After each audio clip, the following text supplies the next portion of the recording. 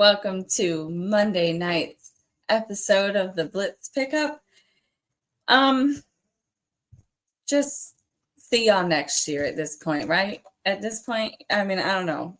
I know everybody else probably gonna be on the same page as me, but I'm gonna let my lovely co-host come up here, and I know they have some things that they want to say. Tony, Lou, Jess, what's good, Jess? what's up? Bam. Less than a second. Got it together. Lou! Uh, Tone, Jess, good evening. What's good? I'm sorry. My apologies, Lou. My apologies, sir. Tank after week 1. How you doing, sir? Man, Hey. Tone. This shit is depressing, man. We start early, huh? Start. The fact that I had to break this out week 1 when it was at the bottom of the drawer. Hey, Well, we're gonna address that shirt on the show. I'm telling you now. I'm here for it. Yeah, I'm glad because I'm gonna have to get listen, some more. hey, listen, man. So I take it y'all didn't enjoy the game. I might have turned it off for like 10 minutes and then came back to it. Listen, man. Listen. Let me. First of all, shout out to the chat. Seem like y'all been in here waiting. Two Fin fans say the only the only positive from Sunday, 810, 7.9 yards per carry. There are no positive for Sunday, sir. I'm an 810 fan, but those 7.9 yards ain't do us no justice. Hey, real quick. So we got a special guest in the back, and I think it would be a perfect time to bring that special guest up as well. So hey, everybody, welcome Finsanity to the. Oh, I guess not. Not right now. I guess not. Oh, there she is. Hey, Finsanity. Finsanity, how are you? That's not my name. That's not my name. Listen. Oh, I don't think you guys can see it right now. We can't see your name because we have Mr. Polk's thing up. Listen. I am starting a support group for all Dolphin fans to get through this season. If you would like to join, please hit Jess up in her DMs. No, please stay out. She has enough traffic. Listen, I gotta Jess. I'm sorry. I love you. You know I love you. But I have to laugh to get through the page. But yes, I'm back. I said I would be back. I'm here. Got a lot to go over. I'm mad. I'm pissed.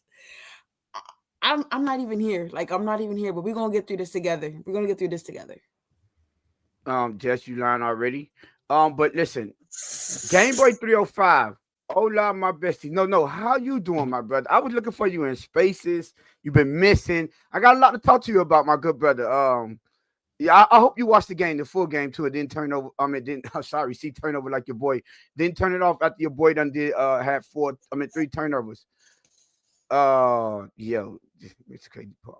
I guess Jess, you made somebody. That's the day. The sun is shining when Jess is here, and I'll be here for the full episode. Oh wow. But didn't Alex say on Twitter, fire up the show? Where he at? At this, where he at? He said fire up the show like he was ready for it. He ain't even here again. Reality Pineapple Boy killed his team.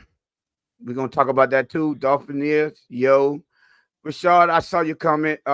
Listen, y'all hit the like button on the way in because when we get started, I'm telling y'all right now, the fireworks gonna start flying. And listen, we all gas, no breaks today.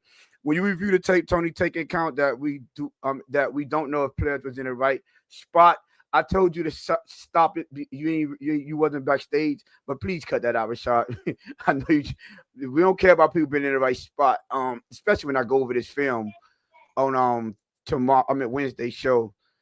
Sean, what's up with y'all? Shout out to Sean. That's crazy when Rashad just says, "Hey Tony," when you review the film, like the other people up here don't do a damn thing. That's crazy, right?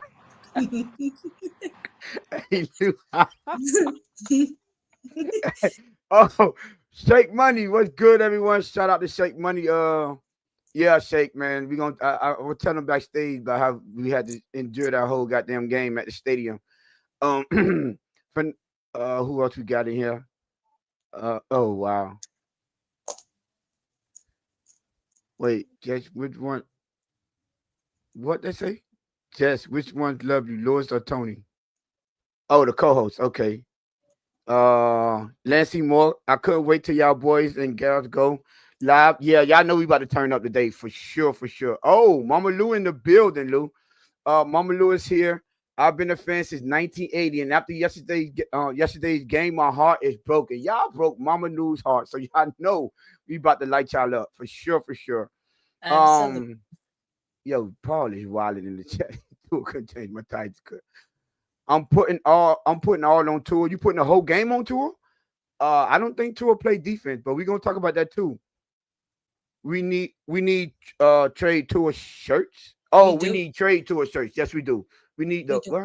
No, I don't think nobody gonna trade for him. Sean, let's get into it. Been waiting since yesterday. Yeah, I know y'all been waiting for this smoke. I know everybody been taking it easy, but we're not doing that. We need to slap Grill. He got a wild name, so I'm not gonna pick that up. Kelvin in the building. Who is on the bottom left corner? That's Vicinity, bro. Mark, what's up? All right, that's it. We got into the chat. Jess, what's good? You want to get us in the first topic so we can start cussing these people out? I don't even know where to start. Where do you want to start? Well, I mean, y'all want me to start? Well, who came off mute? Go ahead. I know exactly where I want to start. Go ahead, Lou. And what's the first number? If you're going from one, wait. How the waitress told us to keep. Hold on, can we get shake? Yeah, shake. I ain't want to. Hey Tony, can you tell Lou how the waitress told us keep crypto home next time? Well, listen, that's not a surprise, Shake. You ain't got to tell me that. I've hung out with crypto before. I know it. Yeah. Later, Lou. Yo, she told us y'all can keep him. I have a question. What is the language requirement on this show? Oh, this rated mature adults. With mature adults, right? Yeah, so we ain't holding back. We can say whatever we want. Yes. Listen, I'm here to let everybody know that the oos is motherfucking loose. And you know what's loose? His motherfucking asshole, because he played like shit. What the fuck are we here for? Like, what are we doing? Like, no. Lewis, go ahead, because I'm really about to crash out on some of these comments. Shut the fuck up. He played bad. Like, go ahead, Lou. Go ahead. Okay. Yeah, I want to echo what Finn's saying. What the fuck are we doing out here? Like what? Like, bro. This. Does everybody realize that the Miami Dolphins did not score a point until about 6 minutes left to go in the fourth quarter? Yes, we did.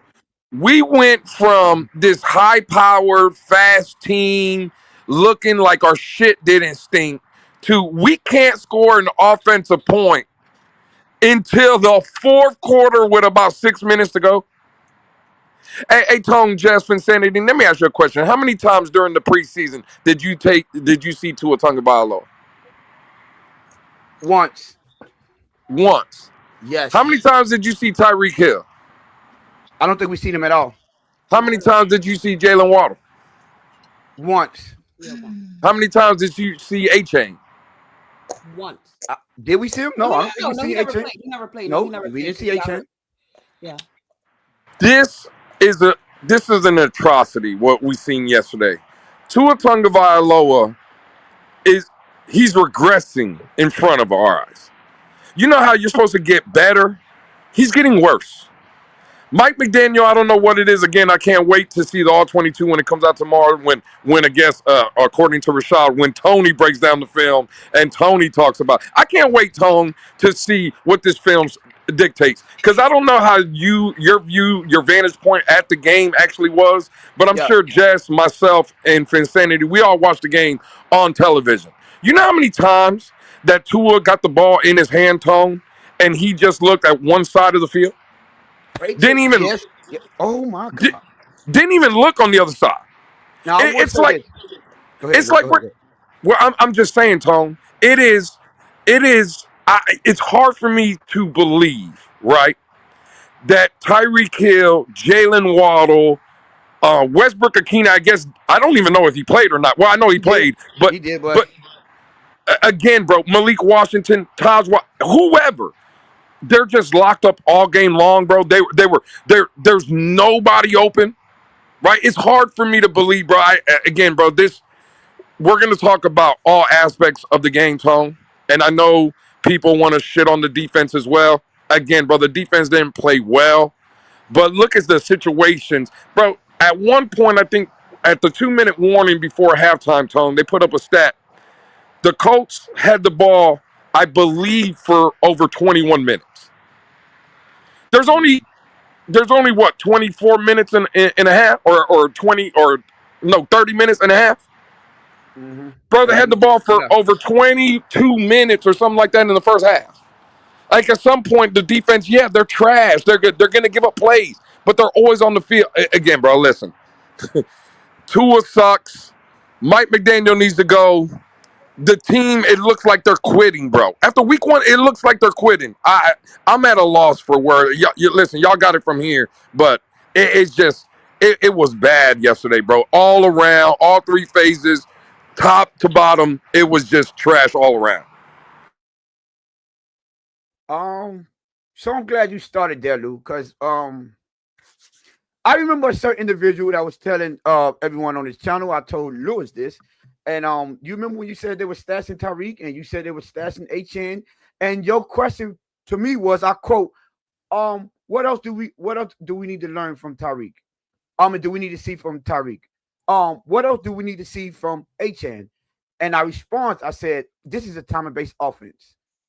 We are not the Buffalo Bills. We are not the Patriots. We are not, not the Patriots. I'm sorry. We are not the Ravens. We are not Cincinnati. We're not Kansas City. We're not the Eagles. We're not those teams that come out and execute game in and game out, whether it's the running game or whether it's the passing game, right? This is a time-based offense. Last year, Tua was complaining about not getting enough reps with Tyreek. And then you follow that up with a year with this season. I don't think Tyreek practiced the last 3 weeks of the season, right? Didn't play in the preseason, and y'all expected this team that struggles with timing to come out and just execute. Furthermore, you remember when we were having joint practices, and we was up and critiquing them, and I said again, I don't care how they respond because day one. They got their ass whipped. Against Chicago, against Detroit, they got their ass whipped. And I told y'all, this is not NBA. You don't get a 3 to 5 game series.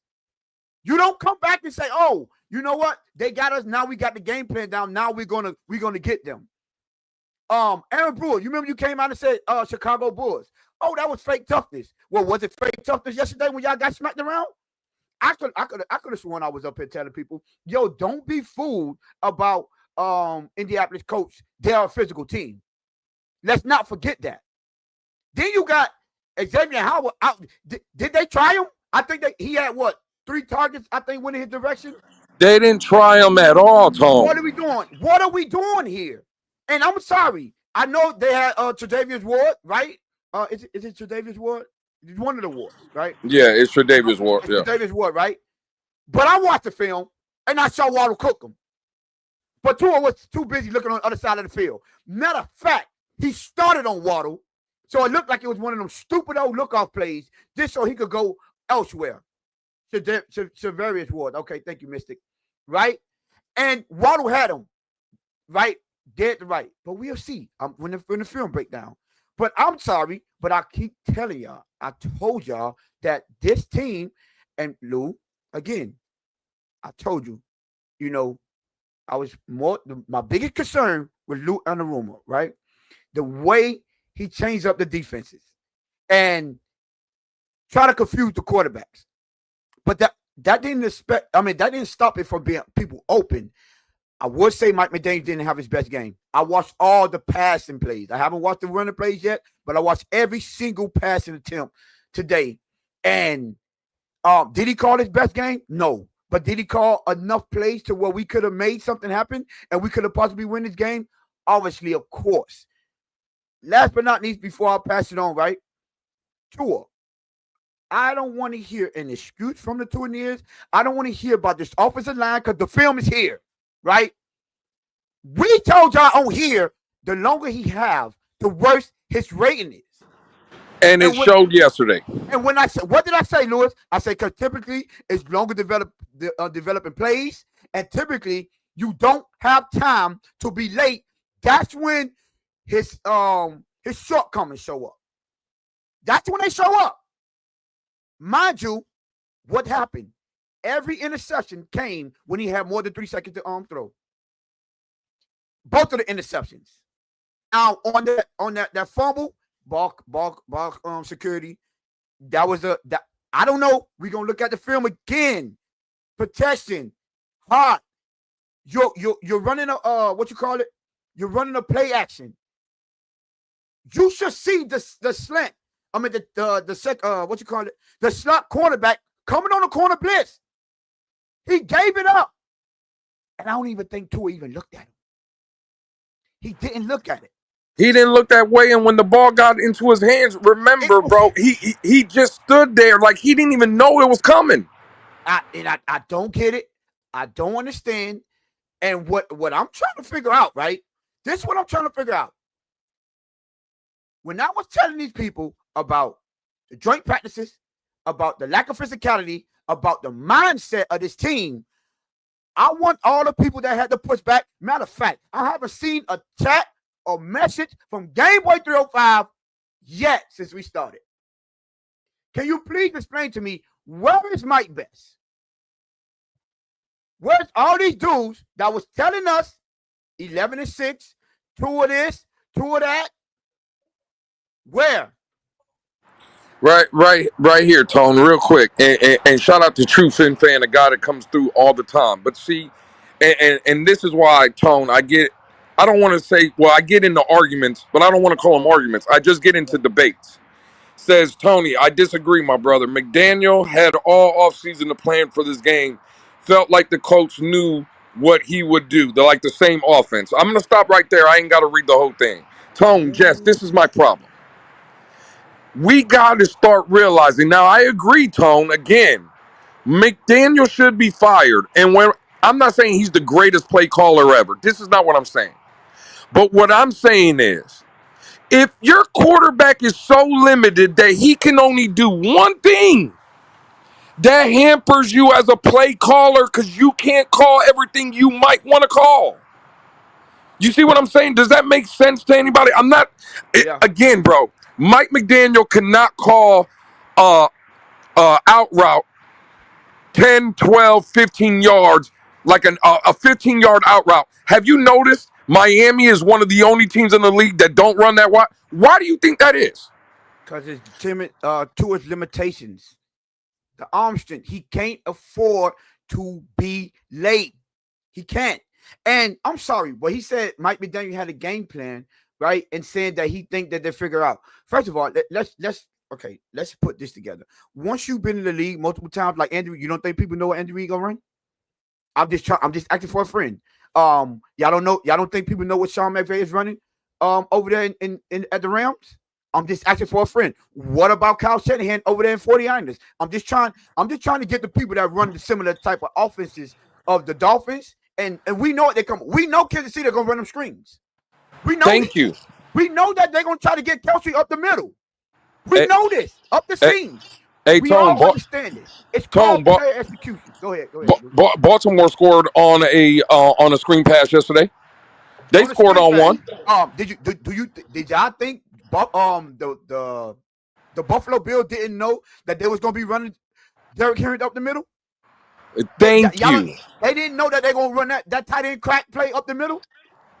I'm trying to figure out why we having this energy for our offensive coordinator as if we're the only one that, they say, oh, defense have figured them out. No, the defense have figured the offense out because they play against us a lot. It's a variation of the West Coast offense. But you know who they really have figured out? Tua. They understand when you go see these plays, you're going to see either backside players open or people running on out routes. I got a play that he ran. He forced the ball to Tyreek, and Julian Hill is wide open in the flat on the out right there, wide open. He didn't throw it. He didn't. Right? Same thing. What I said, Severius Ward, Waddle on the backside. He started at Waddle.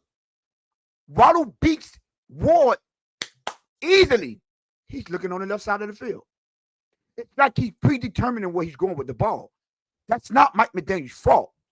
Now, we could get on Mike McDaniel for not being a leader of men and allowing this madness, but X's and O's, let's not do that. Hey, Tone, and this is the point I was trying to bring up earlier in the Twitter space, right? And I would love to see if you and Jess agree. We watched the game last night between Baltimore and Buffalo. Oh, Lord. I said pray for us. I want people to understand, Tone and Jess, what I'm about to say. When you're watching Josh Allen step up in the pocket, roll out to his right or to his left, buying more time, right? And then throwing the ball and a receiver making a play, that's not the design of the play. It's not. Thank you. That's not the offensive coordinator telling Josh Allen, hey, let the pass rush come at you. You step up, you go to the right, you make a play, you do a cartwheel and a backflip, then throw the ball. That's not how the league works. Again, I'm sure Baltimore knew what Buffalo was doing, but when you have a guy like Josh Allen that can do multiple things, right? When things break down, when it's not on script, when it's not all about structure, when you got a guy like that, then it creates more time for your receivers to get open. It gives you more passing lanes. We have a limited quarterback that has to play on rhythm and timing. That's it. And really now, all he can do is throw intermediate balls in the middle. We seen it last year, Tone. He threw 3 interceptions against the Houston Texans. They were all the same.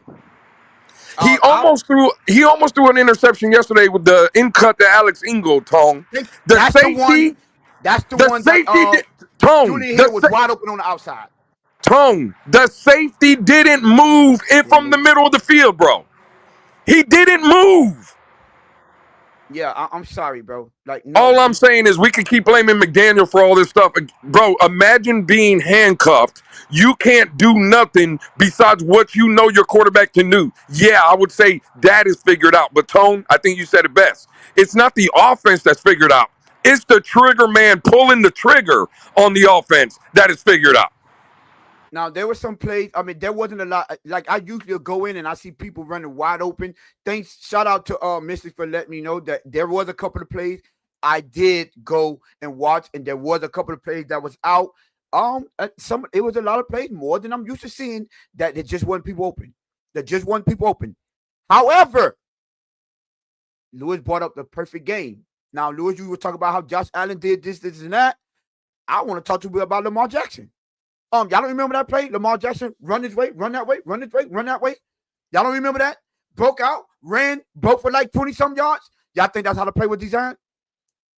No, that's Lamar Jackson making plays with his legs, right? When he rolled out and hit Zay Flowers. That wasn't the design play, but Lamar Jackson made plays with his legs. When they were getting pressure on both quarterbacks, they made plays with their legs. Unfortunately, our quarterback cannot do that on a consistent basis. He can't. That was the main downfall. But I don't want to spend 100% of it on Tua because we going to come back to Tua. Trust me, we're going to get back to Tua with some of these because he made a couple comments, right? I want to ask y'all about this because I get it. We got to the game. Y'all remember when we was talking about the chemistry and what did me and you would say about that chemistry? Did we have a meeting about building chemistry? Not at all. Not at all. Jess, let me ask you a question. Before we brought you on the show, did we have a meeting on how we gonna build our chemistry and start doing the show? Nope. Never have. Never. Came to brought you let you know what the show was about, was going to be about, and you came up here. We did our thing. Naturally, build the chemistry. We don't. Did nobody tell you how to make the jokes, or when you take shots at Lou, and when Lou take shots at me, and when we go back and forth, we don't talk about building this kind of stuff. It's natural. You can see when people mess with each other. And for people not to understand that that's a big deal in sports, I'm sorry to tell you. Now, you remember all the talk that they were saying? What me and Lou kept on saying? Shut up. Don't talk about it. Be about it. I'm tired of them talking. We tired of seeing them in front of microphones. We wish they have burn every mic in the building. Not only do they got a mic that they talking about the chemistry and the changing of the culture, and we kept saying the more they say it, the worse it makes us feel because we don't believe you. I don't believe you. Here it comes. First, it started in the joint practices. Now it started. Week 1, you get pulled out by Danny Dimes? Danny Dimes, he had his best game as in his career since his rookie season when he went and won the playoffs. Oh, how convenient, Mike Best. You didn't get a why didn't I get a notification? Because you knew we was gonna light Tua up today. That's probably why you didn't get it. Right? Mike Best said earlier he was throwing a Tua jersey. He was donating it to Goodwill. That's what he said. Mike Best said he's on for Tua. Oh wow! Oh, welcome. Welcome to the objective side of everything. Welcome to that part. But again, the defense. Lou, I got another question for you. Listen, I was hyping it up. Majority of the fan base was hyping it up, right? Talk about building team chemistry. For the most part, Bradley Chubb came out and said something. Jordan Brooks came out and said something. Jordan Brooks was holding Tyler Dawson accountable for what's going on. What are your thoughts about how the defense played and the front seven that was non-existent? They didn't play well at all. They didn't show up. Now again, I forgot who it was in the chat that put it up. The Dolphins total in a 60-minute ball game yesterday held on to the ball offensively for 17 minutes. The Colts held it on for 38. Yeah. So again, interceptions and fumbles and things of that nature, creating short fields for the defense as well. Right? Listen, it could have been a lot worse. The defense, again, Tone, to the point though, that front seven that I think I think we all up here for the most part kind of agreed would be a strength. Zach Seiler, non-existent, bro. Non-existent, bro. Non-existent. Kenny Grant, a first-round draft pick, 13 overall, bro. Non-existent, right? And here's the one for me, Tone, because you brought up Chop, you brought up Bradley Chubb, Jalen Phillips. Let me ask you a question, Tone, and everybody else out here. Were y'all motivated today by all the Instagram posts he would put out during the season about him riding the treadmill and him going and getting back to work? Did he look like he was going back to work yesterday? Didn't help us at all on the field. Didn't help us not one bit on the field. But these are the guys that we again are these are our guys, right? What would it, and us included, right? Oh well, we didn't have them last year. They're gonna come back and hopefully, bro. It's the same old, right? Like no difference. It just felt yesterday, Tone, Jeff, Insanity. It felt like the team had no energy going into the building, right? Can I highlight something real quick? Go ahead. Absolutely. I just want to do it before it gets too high up. G's comment saying they were tired. Tired from what? Playing in no pads? Tired from what? Watching Tyreek Hill beat up on his wife? Because I just want to know what they were tired from. Was the plane ride too long? They couldn't take a nap because I want to know. No, my plane ride was long though. Mine was. It was a little longer because I came back from watching that. I'm trying not to cuss like y'all was. My plane ride was long. I was tired. I was tired at the stadium. We didn't get no sleep the night before. We was up. I didn't complain. Were they tired? They weren't tired of me spending my money. You think they be tired when that check clear on tomorrow? You think they're gonna be tired? I don't think so. Talk about the Instagram post. Ain't no excuse out there. I don't give a fuck what the fuck is going on. Thank you. Ain't no excuse. You were tired. Drink some fucking coffee like the rest of us. All I'm gonna say before we gotta get Insanity in here, right? All I'm gonna say before this, for the most part, because I want to get over a couple things, but I want to get her rant. Not her rant. Thoughts on listen. Look at your name. Hold on, let me take this down. Sorry. I hate Tua Inc. We already know you about to go off. No, Mike Best, don't feel bad for me. I feel hella bad for Tony and Mystic. They deserve better going to game. Don't feel bad for me because I'm gonna hold them accountable. Like they're not making me spend my money, right? I'm not gonna let y'all give them excuses. That's what I'm not gonna do. Like I enjoyed myself. I enjoyed the stadium. Had a good time when it got out of hand. Midway through the second quarter, went down there, indulged in a couple of drinks. I'm fine. I just want you guys, you Tua lovers, that can't see no wrong with Tua and that have confidence in him. These are the type of things that we were talking about.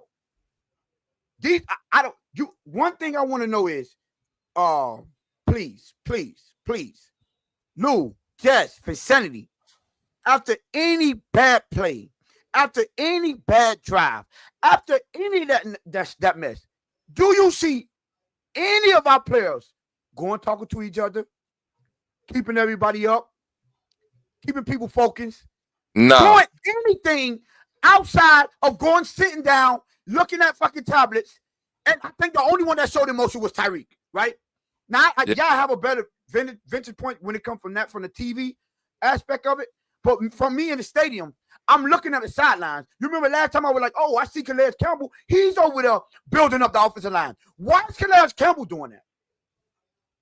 You don't see Tua doing that. You don't see Mike McDaniel doing that. You don't see Tyreek doing that. You don't see Waddle, Achane, Zach Sealer, Jordan Brooks. No one. And y'all think we be tripping when we talk about mentality? Go ahead. It's just a different mindset, Tone, because after the first interception, Tua went to the sideline and he was laughing. He was joking it up. Then he went after the fumble, he was back on the sideline and he was shown again on TV laughing and joking it up. And again, I hate doing it because I hate I hate the Patriots, hate the Jets, hate the Bills. But last night I was watching the game, and when the Buffalo Bills were down 40-25, I didn't see Josh Allen laughing on the sideline. No. I didn't see him joking or having a good time on the sideline. It's just, it's a mindset thing. Again, bro, listen, that's when we talk about, or at least for me, when I talk about McDaniel, that's the biggest problem. There is no urgency. He doesn't get the team ready to play. And what you're seeing is a team that has quit on their coach. Oh, just about to say that, Lou. You talk about that's what they did. That's what they did. Listen, people can get Vinsanity, I'll throw it to you right after this, but this is my problem. Because a lot of people in this damn fan base crucified Brian Flores. Crucified the man. The man started 0-7, I believe, or 1-7, 1-8, whatever it was. You know what that team did after that? Now, they didn't make the playoffs. Everybody, that is a given. They won 7 straight games. With a guy that, again, alienated players, treated players badly, reportedly stopped talking to coaches and everybody in the building. Those teams and his players and coaches around him, they rattled off 7 straight wins. Now we're hearing Mike McDaniel is losing the locker room. Players don't respect him, this, that, and the third. They're getting blown out by Danny Dimes and the Indianapolis Colts. If that's not an indication of a team telling you straight to your face, we don't respect you, we don't believe in you, we're quitting on you, I don't know what is. All right, Vicinity, go ahead. Hi, everybody. I'm going to try not to scream. I'm going to try to, keep a very, low anxiety feel. We're just going to sit here and talk. Not only has this team quit on Mike McDaniel, it's sad to say this. We talked about who were the captains going to be? And it seemed like it took the Dolphins one of the longest times to release who the captains were going to be this offseason. Like we had to do, y'all had to do a projection show on who you thought the captains were going to be because it was taking so long for this team to come out and just say something that's as routine as let's vote on this and let's get it out there. There's no belief in this team. I don't think that they believe that they can win with Tua. I don't think they believe in Mike McDaniel. I don't think they believe in the structure of the organization. I think that they believe that they're just here to get a paycheck. They're here for tryouts for other teams because this is not where they want to be. And if yesterday didn't show you that this is not where they want to be, you got Lynn Bowden Jr. talking about I miss Miami, tweeting out I miss Miami. That's when you know it's bad. When you got a dude outside the league basically saying, sign me up. Like I'll come do it. Like if y'all just gonna give out free checks and free playing time, like this is something that I did not foresee coming, and it was very shocking. And I think reality set in with me after the second interception, and I said, "What are we doing? What are we doing? You had all off season to practice, even if you don't play in the preseason, whatever." You come out here, you're doing these media things, you're talking about, you're more focused on your chemistry or doing, a media release on, how Tyreek has to get back in the good graces of not only the locker room, but I guess the fan base or the guys. And it's just more and more filth, trash, and drama like piled on it.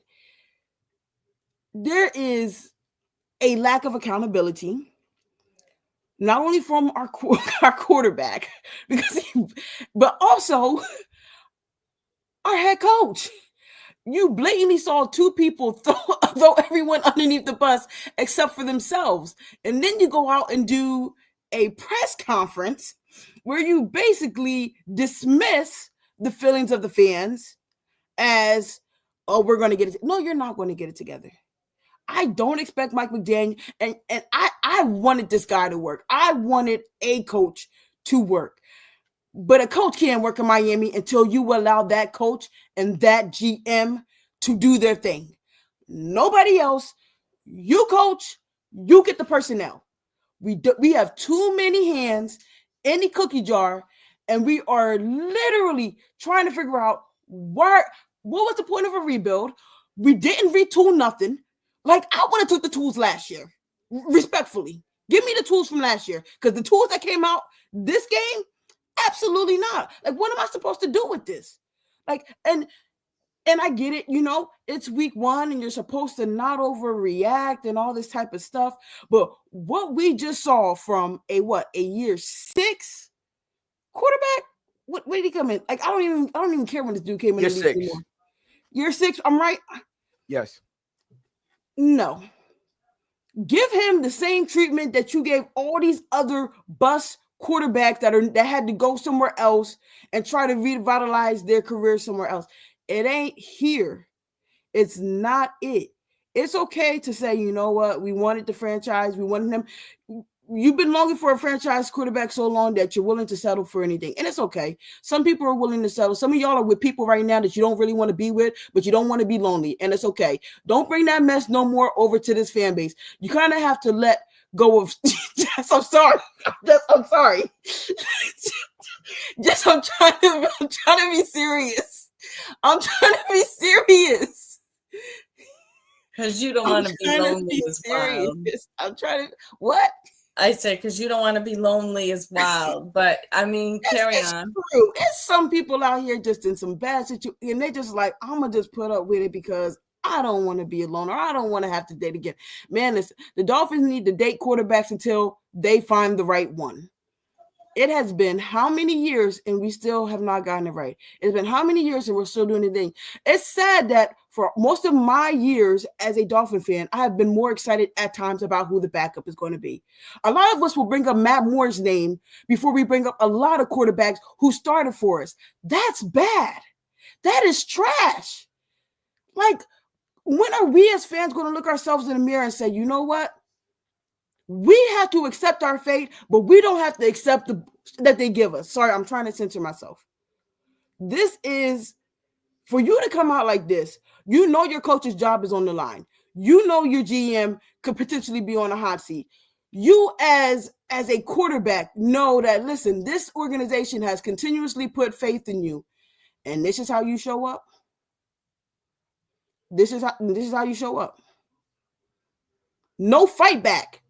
No fight back. Listen, if you wanted to know what it looked like when the Lions went on that first joint practice, you just saw it. You didn't have to be at the Lions joint practice. That was it. No fight back. Smacked around, and you don't even want to punch back. It is what it is.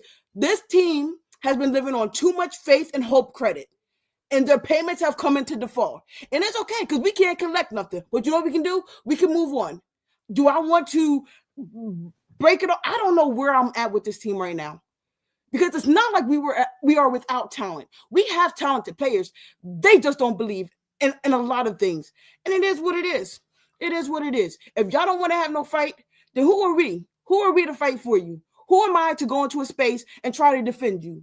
Absolutely not. Y'all, for every rock that was kicked when Vic left, for every rock that was kicked when Flores left, y'all can... Okay. I almost said something crazy. Kick a rock yourself. Kick yourself out. It's nonsense. And then it's even more. It's always drama. It's always off-season nonsense that we got to deal with. It's the same narrative. We playing the same violin. And it's cool. It's cool. Because guess what? They might go show up against lesser talented teams. And we're going to be like, oh, no. We know what's going to happen. And we didn't even see the Colts as a talented team. We didn't see the Colts as a big threat in the AFC. And this is how you show up. It is what it is. It's stupid. It's stupid. This team is stupid. And I'm done. I'm literally, listen, I have tickets to go to games and I'm already trying to sell them at a deficit because I'm not about to pay for a flight and a hotel to go watch this trash. You can miss me with that. Listen, and I don't mean this against none of y'all. I don't want to see that team enough to come and meet half of y'all. And it has nothing to do with y'all because I've never met y'all in my life to even know who you are. But if you think I'm going to spend my hard-earned money on this trash, nah, y'all can have that. Y'all can keep that. Y'all can have y'all season tickets. Y'all can have y'all tailgates. Y'all can have y'all free training camps. You can have your free BS merch. You can have your, I don't want to send my season ticket members anything. You can have all that. You can have your F1 track. You can have your Miami Open tennis. You can go make your money, but it ain't coming from me. It is what it is. And I'm done. I'm done. I'm sorry. I'm sorry for taking up so much time. It is what it is. It's cool. My 51 of y'all, only 26 likes. Y'all make sure y'all get the likes up. We told y'all, man, it's gonna be all gas, no brakes. Man. Jess, we didn't hear from you. How you feel about how the game panned out last night? Yesterday. It's absolute trash. The whole thing. Blow it all up. Everybody gotta go. I don't really care at this point. I said it yesterday, I said it today, I said it this morning. See y'all next year. I'm over it. Highly over it. Jess, sorry. I want to ask you a question because yeah. I mean, you didn't put a homer hat on. I don't want you to say that any of us put a homer hat on, but you were the only one who picked the Colts. Was it because you didn't believe in this team, or was it just because you just like what made you pick the Colts? Like congrats on winning your hoodie. No, I didn't believe in the team. I had a feeling, I had just a real weird feeling that this was going to go south. After seeing what we did and didn't see in the preseason, I had a feeling. I was like, this isn't going to go like everybody thought it was going. And I really tried to change my mind. Y'all really had me this close. I was like, I think I'm really wrong here picking the Colts. And I knew I wasn't. I just knew it. It's just disgraceful. I mean, we knew that these people were just here for a paycheck, but to see it come live like that, it ain't worth it. I'm in the same boat as Insanity. For those of you that, do know, I was, got tickets to games, had plans to go to some games. Why am I going to pay my money to do it? For what? I was definitely buying that rivalry jersey. It ain't happening now because I'm not wasting my time. That's how it's going to be all season. And I don't want to hear people say, oh, well, we're going to beat the brakes off the Patriots next week. That don't do shit for me. I'm sorry. That don't change shit to me because beating the Patriots don't mean nothing to me because then the week after we're going to get our ass whooped by the Bills. So beating the Patriots ain't going to change my mind. Sorry. But since we on that topic anyway, we were talking about how Tua was on the sidelines laughing, and all that stuff. I don't really know what the fuck was funny. I didn't find shit funny. Apparently he did. But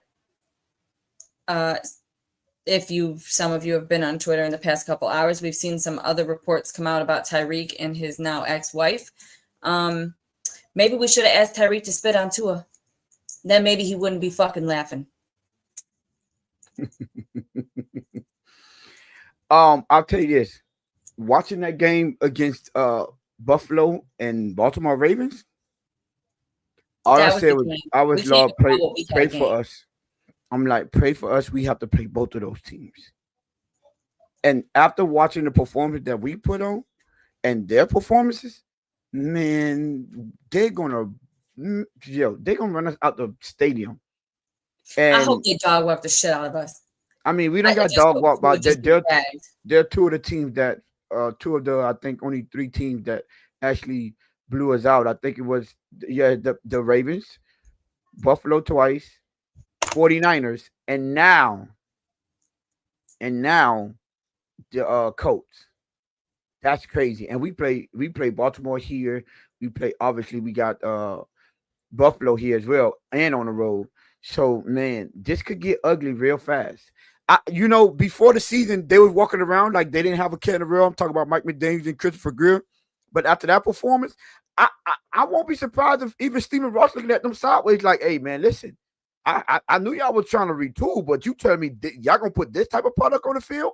On everything I love, I got another email for them people trying to sell me season tickets. After the audacity of this lady to email me again. But that goes to show you that people aren't going to watch this team.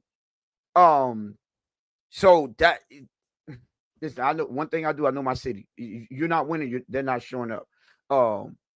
But see, speaking of Tua and on the sideline, I want to get y'all thoughts on what did y'all see his interview? Anyone? Did y'all see his interview when they asked him about the game?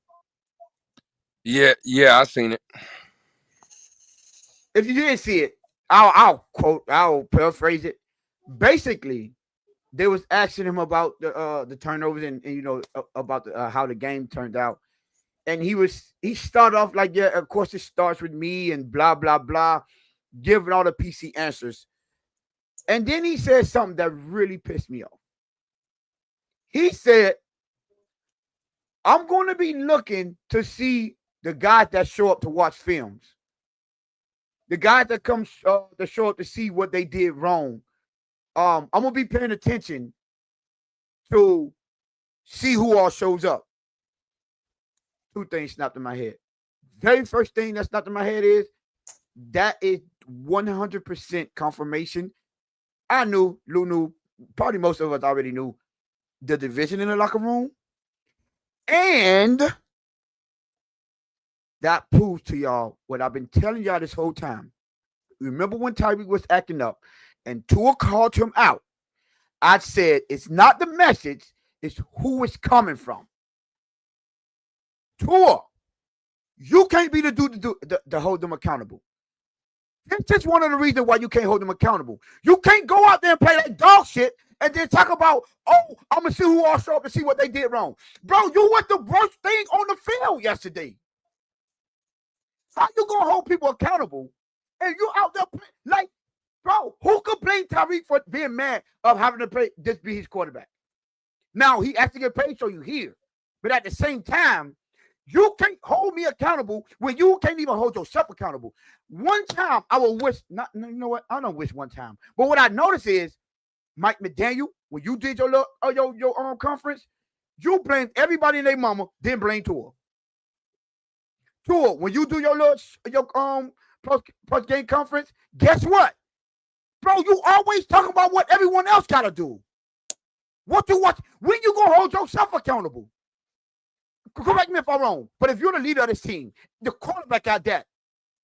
You don't even have to play that bad, but you play horrible. Bro, the quarterback comes out, that game's on me. I have to do better. I cannot put my team in those bad situations. I have to. I'm the highest paid player in the building. And you don't even come out and take accountability? You waiting for people. I'm going to see who all show up. That tells me that you know it's going to be a couple of people that's not going to win. That's not going to show up. You know, there's a couple of people that don't want to hear nothing y'all got to say. That don't even want to be in the building because guess what? There go the divided locker room. What we've been trying to tell y'all this whole time. What I've been telling y'all and preaching when everyone was against me when I said it's not the message, it's the messenger. No leader. You think Josh Allen? Do you think Joe Burrow, Lamar Jackson? Not even Jalen Hurts, right? Matthew Stafford. Name Jaden Daniels. Name me a quarterback that comes out and say, "Oh, I'm gonna see who's gonna show up." If you already expect the people not to show up, like you trying to call them out because you know people don't rock with you like that. Because you can't come out and talk all that trash and tell people that they have to hold themselves accountable when you are not one of them. This is football. And you dealing with men. You dealing with grown men with egos. A person with that personality, I'm sorry, y'all might not want to hear it, but you can't call out a dog. You think a person like me, if I'm in that locker room or someone like him could tell me that I'm going to be held accountable? You remember the analogy I had to give for Lewis to understand where I was coming from. I'm like, Lewis, now if that was you and someone like Andy was to come to you and tell you, oh, no, you're going to look at him like, who you talking to, my boy? What? All that's going to do is piss me off and say, I'm going to show you why I'm not going to do it. You're not one of them. And you're not going to disrespect me. You don't have the cachet to tell me nothing. You're not even putting on. You're not even putting in the work. So we're going to forget that this offseason, we didn't see Tua practicing. We saw him on boats. We saw him at parties. Oh, we're going to forget about that. That's what we're going to forget. No, I don't forget because I know when I look at people and I understand, no, mentally, that is a big deal. A lot of y'all overlook that, but it's a reason we preach that so much over here. I'm telling y'all. Oh, and he left perform too. I'll keep telling y'all, this is not it. And you want to know what's worse? Lou, you're going to understand. The fact that he got Mike McDaniel as a head coach makes it even worse. Because he's the type of person to coddle the dude. I don't see Mike McDaniel going over there checking him on the stupid interceptions he do year in and year out. I don't see Mike McDaniel calling him out like Tua always called people out. Y'all talk about he don't throw people under the bus. He threw everybody under the bus yesterday.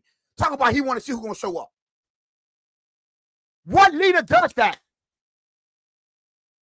What quarterback goes out and have one of the worst games in Dolphin history? That was the worst game since 1991. The worst Dolphins performance since 1991. Y'all do know we had Cleo Limit start a game. Pat White, John Beck, y'all know Jay Fiedler, Pennington. Like, name the trash quarterback that, bro, he played worse than all of them. And you're going to come out in a conference and tell about who you watching to see? Boy, if you're going to sit down somewhere, you need to go watch the film by yourself. Because we could say that you single-handedly gave this game away. Now, yes, the defense played, they played like trash. Correct. But no one on here can sit here and tell me that Tua and them turnovers didn't make this game look worse like that. We don't get blown out 33-8 if he do not play that bad. I'm sorry.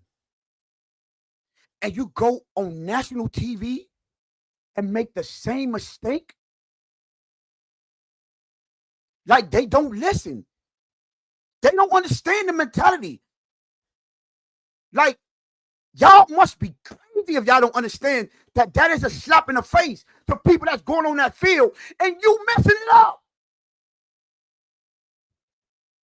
Sage Rosenfeld, another one. Do you not understand this? Well, you can't come back can't tell me you're gonna watch me. You know why? Because you know that. He like, bro, you don't do nothing extra. It's like what I said about Mike McDaniel. Bro, just because you're good at X's and O's, that don't make you a good leader. It doesn't. Leadership, you see that. You understand that. You don't have to talk about Skylar Thompson. Thank you, Dave. Keep on bringing the trash quarterback that y'all said that he played worse than all of them. And instead of coming, hold on, I seen Gabriel 05.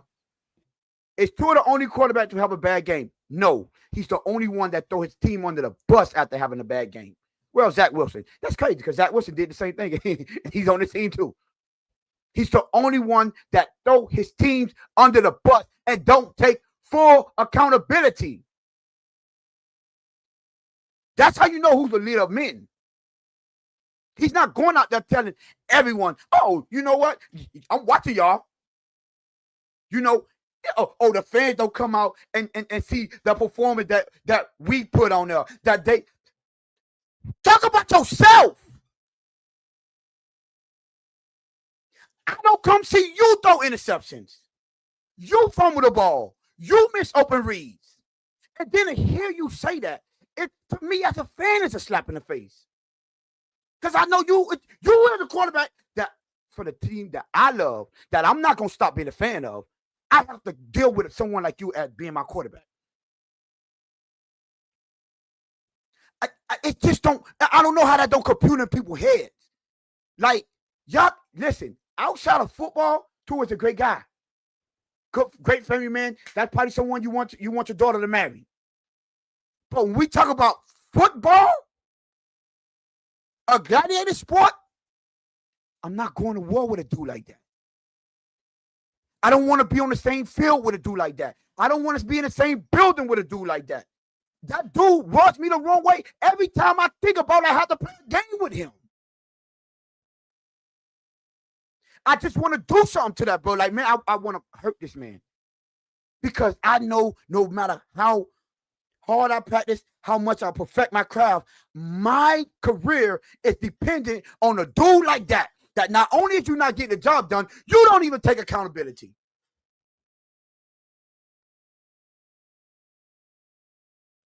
That is crazy.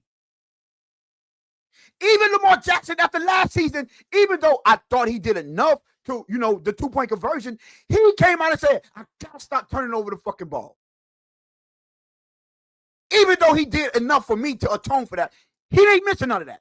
He said, I'm so frustrated. I'm sorry. I got to. He didn't mention nothing about that drop. Not a single thing. Now, I don't remember, but I don't think, any of y'all correct me if I'm wrong, but did y'all hear Josh Allen complain about the 13 second that the defense gave up them play? Did we hear him complain about that? No. Don't remember that. When we played that video of Joe Burrow and his displeasure with the team, did y'all hear him talk about anything the defense did? Don't remember that. He was holding his unit accountable and was pissed off. But you go to that podium, I got to do better. Why did Joe Burrow want to play? Because he said they have to get over the early season woes. Holding himself accountable. Now, we talk about a quarterback that was dropping 30s and 40s and still losing games. But he wanted to do extra to get this team over the hump. And we're going to sit here and deal with a dude that talk about, I'm going to watch and see who come watch film. And y'all going to sit here and tell me we tripping about the mindset of this team? All right, bro. But y'all got it. Go ahead. It's worse. It don't. Him and Mike McDaniel could go, bro. I'm sorry. It's coaching and football. It's bigger than X's and O's and talent. Go listen to Michael Irvin talk about football. Go listen to Ray Lewis talk about football. Michael Irvin said it the best. You might out-talent me, but you are not going to hustle me, outwork me. You're not. You're not going to give more effort than me. That ain't got nothing to do with talent. That's mindset and mentality. You could be the toughest, roughest. You could be built the best. You could be built everything. But if your mentality ain't there, you're going to waste. That's one thing I can't stand. What? I'm I sorry. wanted to highlight that one for you. Which one? Sorry, I got let me it says Joe Burrow. Hold on. Read it. Oh, wait. Joe Burrow almost lost to the Browns. Oh, I'm glad you said that. You do know Joe Burrow I think he's 1-5 against the Browns in the last 6 games. That is a divisional foe that always have a top 10 defense, and he struggled against them. And you know what he said when they tried to come out and get some, what he said yesterday? Oh, we would never won that game last year. But I guess that extra effort, that extra time putting in, they getting over it. In prior seasons, they lose those type of games because they have a slow start historically. But see, that's the difference.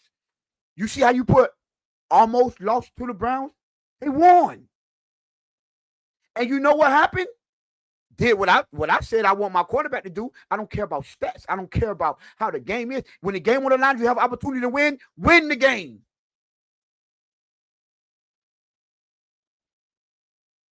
I want to. Game Boy said they won because the Browns missed field goals. That don't matter. I don't care how they won or how. This is what happened because they won the game. You real about what Joe Burrow did, and I'm talking about mentality. You proving me right. Instead of real about what our quarterback just did to not take accountability, you want to talk about a dude that been to a Super Bowl and 2 AFC Championship games, and don't fold in a big game. You want to talk about a quarterback that my brother, would take him over to right now. Even the first comment that said they almost lost to the Browns. We didn't almost lose to the Colts. We got That's dog the mentality that I'm talking about. We got dog walk. There was no almost on our part. Almost. You know what we almost did? We almost could have got off tour if they wouldn't sign him for the 5th-year option. We almost beat Kansas City. We lost. We almost beat Buffalo. We lost.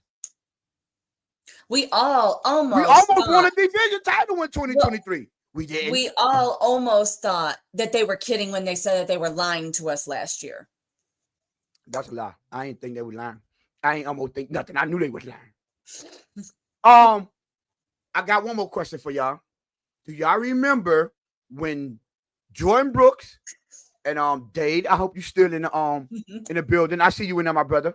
Y'all remember when Jordan Brooks came out and said, "Now y'all know we respect them." See, now, thank you, Game Boy for stick to that kind of trolling. Y'all remember when Jordan Brooks came out and said they was the toughest training camp he's been a part of in his career? Y'all remember that? And I said that's a goddamn lie. And we rock with him. I said that's a goddamn lie. How you know that? You never practice? I said because I watched them practice. That's how I know that's a lie. It's lies. I'm sorry. I don't let people just sit there and bullshit me. My apologies. I can see through the BS. See, I see. You know the difference. I keep the same energy with everyone. I didn't give Jordan Brooks a pass because prior to that, he was showing a mental toughness. He was holding people accountable. But when you sit here and tell me a lie, and I know it's a lie, you're lying, my boy. You're not gonna fool me. Because I'm not a blind fan. I know what it takes to win. I've seen tough practices. I've been involved in tough practices. Bro, our Optimus team, I swear on everything I love, our Optimus team practice harder than them. I'm sorry. They do. And you wonder why they go out on the field and the first time they get punched in their mouth, they don't punch back. Because they don't even do it in practice.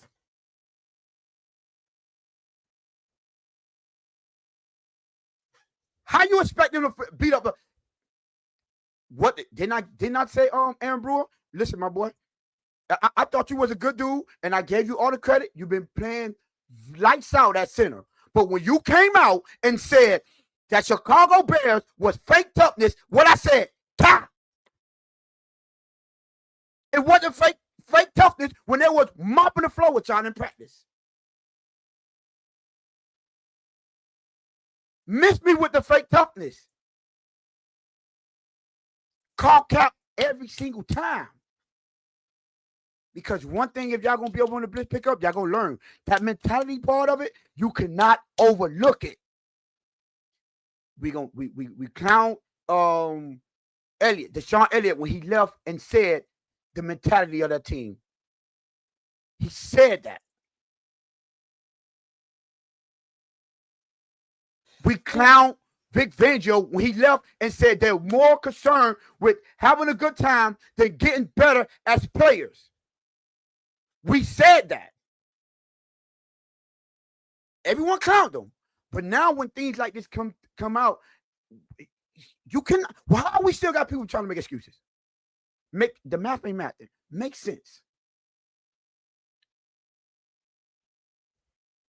And y'all thought we were gonna come out here and say, "Oh, that was just one game. We got the rest of the season." One game. We was hoping to judge y'all against the upper echelon teams, not Danny Dimes.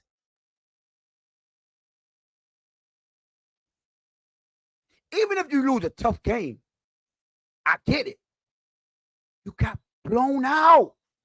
And I'm sorry, y'all weren't even supposed to get on the board.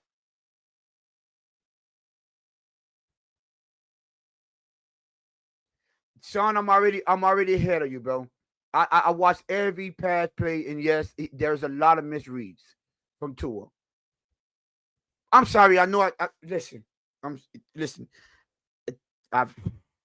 Tua, Mike McDaniel. At this point, burn it all down. What now, Mike Best? Now we're gonna give them a piece of our mind every single week. All the people that was here telling us and riding for Tua and acting like we are just being negative fans and we're not being objective, y'all got to hear about it. Because now games are played. Now y'all can't run behind, oh, next year, I can't wait till he pull y'all wrong. Exhibit A. Off to a bad start. I'm not going to stop being a fan, and I'm also not going to stop telling y'all what's wrong with this team. No, you don't get off that early. And I mean, I'm still traveling. I'm still gonna head out. So, but bro, no, we can't even compete and lose. That's a fact. We can't even compete and lose. Jeez. I'm sorry, y'all. I know I took off on that one right there, but that really pissed me off. Lou, Jess, Vicetti, any of y'all have any issues with what Tua came out and said? Yeah, it was bullshit. Basically, you said it. Tone, it's crazy, man. This whole time while you were doing your thing, I'm in the chat and I'm seeing what people are saying. And again, bro, this is not about me, but I'm gonna make it about me for a minute. Lewis was Tua's defense attorney back in the day. Now what's crazy is see, this is you use the word objective, Tone. Yes. When Tua's playing well, what am I supposed to do? Come out here and say he's trash? No. We got to be objective. If he's playing well or the team is playing well, you got to say it, right? Facts. Tone, I'm not going to, I know me and you joke about certain things here and there, but there was a faction of people back in the day that didn't like me, right? Strictly because my Tua takes. Facts. See, what Billy Batson doesn't realize, I was out here in this community killing Tua when it wasn't popular to do so. Facts. That was me out here in these streets. I didn't never want to see Billy Batson 4 years ago when I was out here killing Tua. I never seen Billy Batson around. See, it's cool to kill Tua now, right? It's cool. But again, bro, I'm not gonna. I just wanted to address that. Again, I could be a defense attorney. I'll probably come out one or twice to this season and say, "Hey, man, did you see that game for Tua? He played well." Again, I'm not a liar. I'm just gonna call it the way it is. When they play good, I'm gonna say it. When they play bad, I'm gonna say it. But Tone, to the point of what Tua said, yeah, it was bullshit. He threw everybody under the bus. There's no accountability. There's no again, but like I guess the question I would ask y'all: are we surprised? He's not a leader. Mm. And you know what? Hold up. We've Sorry. known that. We've known he's not a leader. So it's like it's not a surprise what he said. It's deeper than that. And you know what's funny, Lewis? It's a lot deeper than that. You want to know why Tua isn't accountable? Because no one has ever made him be. No one in the organization has ever talked to him outside of Brian Flores because they got rid of him because he was doing it. Let's listen. We're not going to get on that because I know how I feel about Brian. I know it varies from fan to fan, but let's be honest. Ever since and this is the funniest thing, and I said it last year, whenever somebody got signed on this team, they had to come out and say glowing remarks again about Mike McDaniel and Tua. And it's BS because guess what? As soon as they leave, what is the first thing they want to say? It's soft, it's weak, there's no dogs, and they tell the truth. But as long as that money and them checks is being signed, I'll do whatever you want. It's okay. He's never had to be held accountable. It's always been someone else. It's always been another excuse. It's always been an injury. It's always been, if Tua would have played that game. Well, we don't know because he didn't. And it's okay.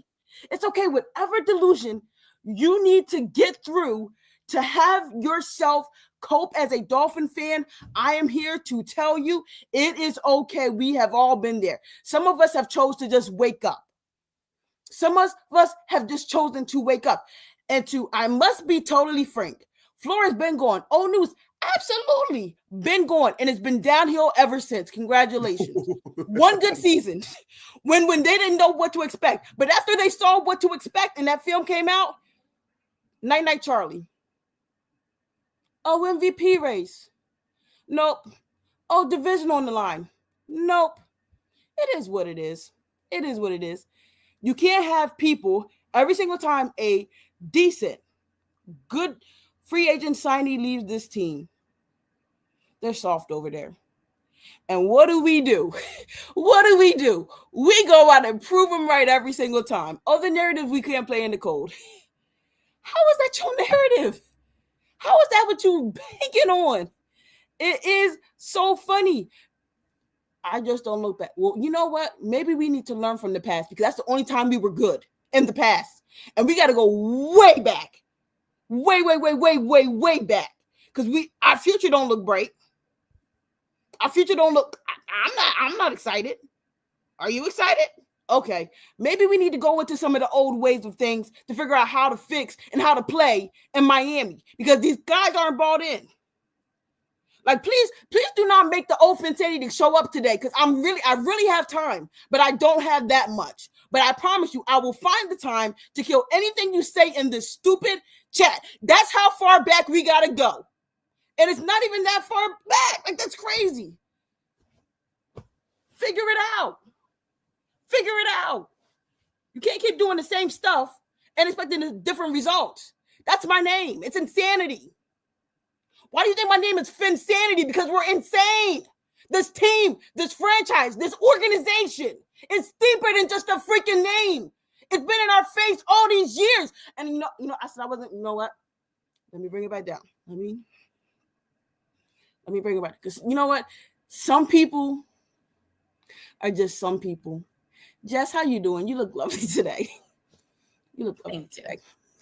I'm good. I wanted to come off mute in case, you went a little much and the chat started because the comments were a little bit much. Hold on, y'all. 1 second. Hold on. It's 61 of y'all in the building. Please hit the like button, hit the subscribe button. Go out, subscribe, come back in. We ain't going nowhere, but listen, 61 of y'all, and most of y'all vote on the poll. There's a poll in the chat. Y'all vote and hit that like button. Finish. Go ahead, Vicinity. I might be wrong because I typically am. I'm typically wrong. Wasn't one of when we were doing the interviews, right? Didn't they have to like figure out or like explain how they were going to make Tua better or how they were going to help Tua or something like that? Something like that along came. What when we was on a coach search? Yeah, when we were looking for the coach, they were asking the candidates about that or something like that. I don't necessarily think that's what happened. I think that's what Mike McDaniels came in with, and that's how he was able. That's how he got the job over, I guess, the other candidates. Because real quick, and so you can finish. Just think about it from this standpoint. If you're a GM, a owner, and you invested a 5th overall pick in a quarterback that seemed to be a bust, and this guy walks in with over 700 plays, or how he can make y'all look good, and y'all tell everybody, including the dude that just got wrong. I mean, that y'all just got rid of, and prove him wrong that y'all pick was right. You're gonna hire that guy too. So he was smart and came in with a plan, and that's how he got the job. He was the only. Listen, at the end of the day, he was the only one that said he would work with Tua. Facts. The rest of them didn't want to. That's the fact. And the fact is, what's crazy is, and now it's time. You know what? I've been quiet long enough. I'm gonna start letting some cats out of the goddamn bag. Hey, Tone, real quick. You know when we both said that. Well, I had already knew when you found out from TFTG that Chris Greer didn't want to hire Mike McDaniel. Yes. Right? Why is it that Chris Greer gets all the blame for re-signing Tua and Tua still being here when, again, I just told you, and for everybody listening, again, the gloves is off. I'm not telling you what you want to hear. I'm telling you what I know. I'm going to tell you the truth at this point. Chris Greer is not a Tua Tagovailoa guy. Nope. He's not. He's not a Mike McDaniel guy. Right? Mike McDaniel was the only candidate that walked his happy ass in this building and said, I will work with Tua. Chris Greer didn't want to hire Mike McDaniel for that reason. And again, I'm not telling you things to the owner to get him to y'all crazy. I'm not telling you things that I believe. I'm telling you things that I know.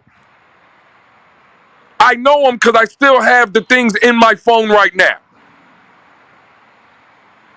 The fact of the matter is, bro, a lot of people in this damn fan base and in this community, Tone, Jess, and Finsanity, have this thing a lot messed up. They don't know what the hell they're talking about at the end of the day. I've come out here and I've told everybody from the jump, we blame Mike McDaniel for this country club culture and what's taking place now.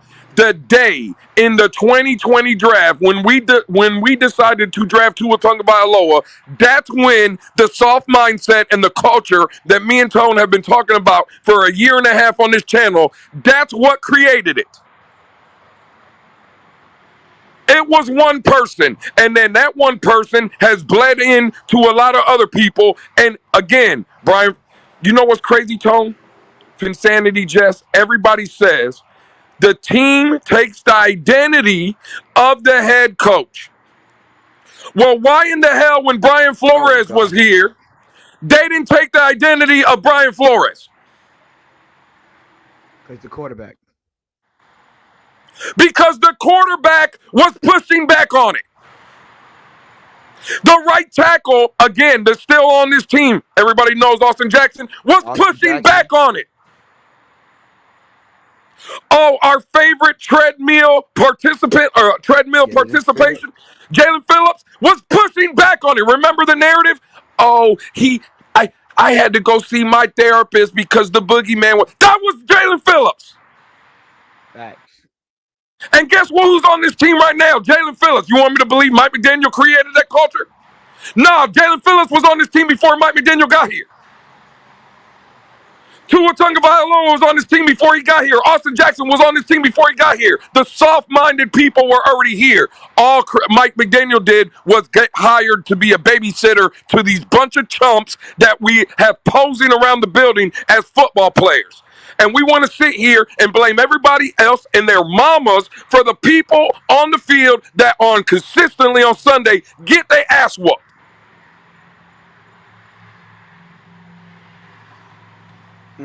Now go ahead and blame whoever the hell you want. I'm done. Hey, Finsanity, you've been great tonight. Jess, you're doing your thing. Tone, you always do your thing. The fact of the matter is, bro, I'm tired of blaming everybody else in their mama. We lost the game yesterday because Tua didn't show up.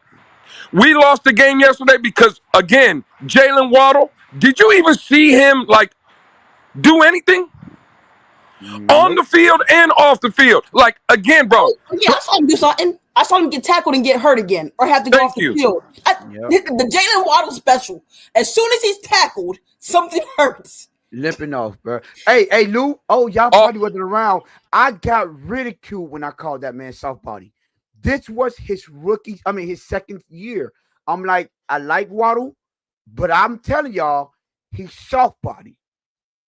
Everybody ridiculed me for that. I'm like, bro, I'm not saying he's soft. I'm not saying he don't have it mentally, but soft body. When we call him, I explained to them, I'm like, what we call soft body here in Miami is you always get injured. Something is nicked up. You can't get tackled. You limping, an ankle, a shoulder, a oblique, your elbow. Something is always getting hurt with you. And I'm sorry, but that's the truth. And I'm a big Jalen Waddle fan. But the fact of the matter is he's soft body. And these are facts. You cannot deny them. But the problem is, Lou, like what we always run into, is our fan base fall in love with players. So we overlook their shortcomings. We want to make it seem like everything is all fine and dandy, and they'll get them next time. Or if they just would have did that, and if you had an opportunity to do this, would you be able to do this? No, bro. They get paid to play a gladiator sport. It comes with injuries. It comes with assholes. It comes with people that's trying to take your head off. So at the end of the day, you can't walk into a gladiator sport going to war with a bunch of mentally soft individuals. Because what I said and what everyone up here probably was saying, right, is when the going get tough, then you're going to see if that shit they will talk about is true. It's all fun and dandy when you're practicing and everybody's having a good time and you're not on the field getting your ass whooped. But when the going gets tough, the first doggone game, they get the doors blown off them. And you got your quarterback coming out here talking about he going to watch to see who come practice. Why do you even need to say that? What type of mindset, matter of fact, what type of outlook do that make us look? What message are you sending to the fan base and every other team that has to play this? You think if I'm a person that just watched and observed this game, picked up on what Tua said, you don't think the people that get paid to study teams, to break teams down, you don't think they understood what he meant when he said that? They run locker rooms. They're involved in locker rooms. What do you think those players that's playing the Dolphins thinking? Oh, we could break them easy. They're already broken. He don't even know if they're going to show up for film the next day. Do y'all not understand how terrible that was?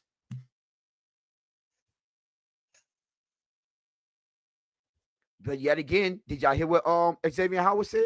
Now, if it's one person y'all want to cook, it's Xavier Howard. But you got this man out here running his mouth. Talking about, oh, we knew once Tua get past his first read. He didn't say we got them. The man said he panics. This is a dude that was in a locker room with him. Panic? Atlanta, when that cornerback picked him off 2 seasons ago, he said the same thing. I know, even if he look off that first read, to stay right here in this space because he's throwing to this spot.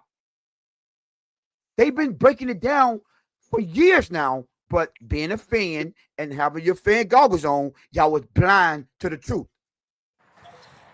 Xavier Howard, when he was here early in his career, came out and put out a quote tweet. And again, everybody wanted to say that it was another person and it was this person. And again, it was Xavier Howard. And he said, and I quote, "I'm wasting my career here with this guy." Oh yeah, I forgot about. Yes, he did. That was Xavier Howard, and they tried to blame it on what was the linebacker's name, Munson or whatever his name was, or whatever. Yeah. No, Yeah. They tried to blame it on that guy, Munson. It might not have been Munson, but it was some miscellaneous dude. no. It was that's Yeah. the point. It was some miscellaneous dude. Yeah. And what's crazy to me is I tell people all the time, Finsanity, Tone, Jess, connect the dots. Now, listen to the quote I'm about to say again. Somebody said, and I quote, "I'm wasting my career here." Does that sound like a quote that a miscellaneous, probably special teams player says about a quarterback? Or does that sound like a quote from a star cornerback and at that time was probably the best player on the team? That's who they tried to, I'm sorry, Lou. That's who they tried to blame it on. Kyle Van Noy. No, it was before. Yes, they did. Go back. They did what? Let me see if I find it. They did try to blame it on Kyle Van Noy. Because when you see what you're saying, when people was like, that don't even sound like a person to say that. They tried to put it on Kyle Van Noy. Yes, they did. Yeah, but I think that was before Van Noy, Tone. I think that was before he got here. Was it? Are you sure? Yeah, I'm pretty sure. Go ahead. It was a linebacker. It was a white linebacker. It was Munson or whatever the other dude. It was a white linebacker. I remember. Trust me. I argued that. Yeah. I argued that point for years. The fact of the matter is, bro. Again, it was Xavier Howard. That's who said it. Well, now we know. Yeah. Nobody believed it at the time. With no one. Again, bro. We've known this from the jump. We've known it from the jump.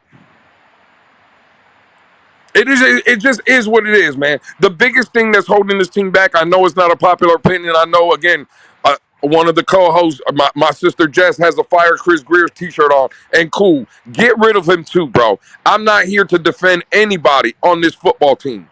If you think, though, that Chris Greer is ultimately the reason this team ain't winning, again, that's fair to have that opinion. I'm going to tell you, and respectfully to you, the same thing to you, Jess, you're wrong. It is what it is. The biggest thing that is holding this team back is Tua Tagovailoa. He held us back under Brian Flores, and he's holding us back under Mike McDaniel.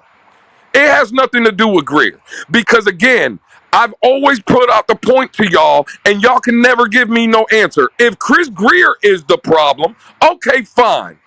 But I want to ask you, everything been the same? Go back to whatever regime you want, the Brian Flores or this one, right? Go back. If Lamar Jackson is our quarterback, do we win playoff games? The answer is yes. If we have Josh Allen, if we have a playoff win, the answer is yes. If we have Jaden Daniels, do we have a playoff win? The answer is yes. Do we have Jalen Hurts? The answer is yes. Patrick Mahomes? The answer is yes. Joe Burrow? The answer is yes. CJ Stroud? The answer is probably yes. You see what I'm trying to get at? If I take everybody out or one person out in Tua and I put another person in there with everything else being the same and we can get better results, you want me to still blame Chris Greer? Is that what you're telling me? No one's saying Chris Greer is perfect, right? But again, the biggest issue on this football team will be continuing, right, until this season where I believe this is his last one, and has been one person. It's Tua Tagovailoa. That's who it's been. So y'all can blame who y'all want. But I'm telling you, again, blame him. But when I hear he's the one, like it's his fault, I don't agree with that. I'm sorry. I don't. Because if you can replace one person and you mean to tell me we're getting better results, then I can't blame the other one. Blame the one that's right in your face. And again, in the famous words of Dre, stop me when I'm lying. Am I lying? If Chris Greer's here, but look, again, take the two quarterbacks, the freshest ones that we've seen from yesterday, Josh Allen and Lamar Jackson, with our roster. The same offensive line, same running backs, same weapons, same everything.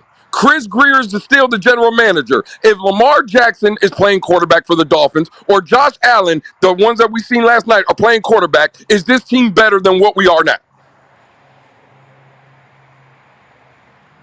Hello? Is this thing on?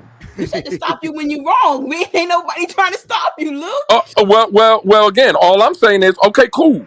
Well, then how in the hell can that be then? Because Chris Greer's still the general manager. So how would we be better when Chris Greer is still here? You see what I'm trying to say? I'm not trying to like be mean or nothing. Again, Chris Greer, bro, fire him. I'm with y'all. Everybody that wants him gone, I'm with you. Fire him. Cool. But if you're telling me Chris Greer's gone, but Tua's here next year, what do you think we're winning? You think someone else, because we changed the general manager, we're winning now?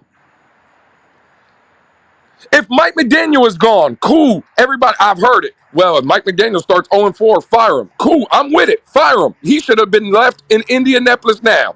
Do you think if Mike McDaniel is not coaching next week of New England, we are better? No. No one, you see how quiet it is? You can hear a pin drop. But if I told everybody in here that next week, instead of starting Tua Tagovailoa, it's Jaden Daniels, I guarantee you this chat and everybody on this panel lights up. I bet you if it's Josh Allen and Lamar Jackson starting next week against the Patriots, oh, we are excited as hell. We're buying season tickets. Hey, Tone, I'm on my way. I'm headed to the stadium. Facts. Everything the same. Chris Greer here. Mike McDaniel here. We would be better. But all of a sudden now it's one man's fight. Stop, bro. So I don't agree. And I'm not trying to go off on a tangent. Again, everybody needs to go. But I'm tired of all this bullshit. It's a revolving door. It was Joe Philbin, Brian Flores, Adam Gase, Mike McDaniel, Chris Greer, Danny Crossman, Wes Welker. Take your pick. It's always somebody else. And again, the Tua Tagovailoas, the Austin Jacksons, they're still in the building. We change coaches and all kind of shit. We change on the field. Nothing changes. We even changed the logo. That's how desperate we got. We thought a logo change was what we needed, a facelift. There you go. We got a logo change. We got our rivalry jerseys. We're like, what are we doing? Oh, we know what the issue is here. We got a reality TV show on YouTube. They entered YouTube. Like, it's cool. It's cool. It's cool. I'm just here so I don't get fined. And again, I see Sean and a bunch of others. I'm not trying to defend Chris Greer neither. Bro, I'm saying get rid of him. I'm saying get rid of Mike McDaniel too. All I'm saying is, though, and I know Jess, don't take this the wrong way. I'm not saying to you neither. What I'm saying is there's people in our fan base, though. Jess, you know him. Tone, you know him. Finsanity, you know him. I truly know him. There are people in this fan base that just believe if you get rid of Mike McDaniel and you get rid of Chris Greer, problem is solved. And that's what I'm fighting against. If we're going to change and we want this culture to change and this, that, and the third, well, then get everybody out of the building. But again, this is the main point. Tua is our main problem. He is our biggest problem. I can't wait, Tone. I cannot wait until Wednesday, until this film comes out. Matter of fact, when I get off this show tonight, I'm going to go and I'm going to look at the film too. Because I don't want Rashad coming out here and say Tony's the only one breaking down film. I will be ready on Wednesday. And I promise you, when I see a wide receiver on the opposite side of the field running wide open and Tua's not even looking at him, I want people to come in here and explain to me what Christopher Aloysius Greer III could have did. And I want Mike McDaniel to please answer the question for me, what he could have did. Tua sucks, bro. That's the reality. Like, bro, he sucks. He sucks. And we want to sit here. Break first. I was waiting to see which one of us was going to break first, Lewis. Thank you. I just want to say for the record, just because there's 60 people in the building, I'm not an advocate that I only want Greer fired. I want them all three of them gone. I just want to make that. Somebody think that I want other two people to say. He meant that. That boy Tua sucks, bro. Oh Lord, yo, this team has have us in No, but you know disarray. the Not crazy even. thing about it is, listen, prettiest ball don't matter. Imagine having the prettiest, don't matter. The accuracy don't matter. Don't matter. Listen, I didn't see an ounce of accuracy yesterday. Listen, nobody better mention accuracy to me until that man got to respond 10 games straight. 10 games. I feel bad for the people in the chat that are like, I can't wait to see him benched. I've seen this comment several times tonight since like the beginning of the show. Mike McDaniel's not benching Tua, and let's be fucking for real about it. That's the biggest problem with what I was trying to like. Bro, I keep seeing the comment, and I'm like, I wish y'all would really open your eyes and be like, no, Tua sucks and Mike McDaniel's a bitch. That's where we're at. That's where we're at. We stuck here. We ain't doing nothing. I tweeted that out yesterday because, like, it's like, y'all hoping for something that's like, nah. Listen, I'll tell you one thing. If Tua gets benched, Mike is literally doing everything in his power to save his job, and they've had a conversation. He's not going to do it willingly. And if he benches Tua, just understand he's not your head coach next year because it got that bad. It got that bad. It is what it is. He can't how can he bench Tua? Bro, you're the reason he got paid.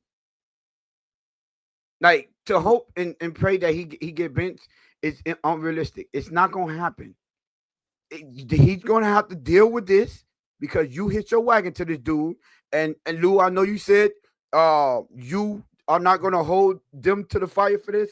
I am going to never let them forget that they paid a dude that not only was unhealthy for 4 out of his 5 seasons here, he never showed up in the big games consistently. He didn't. He has done nothing. I know some of y'all want him to get paid, but I did not understand why.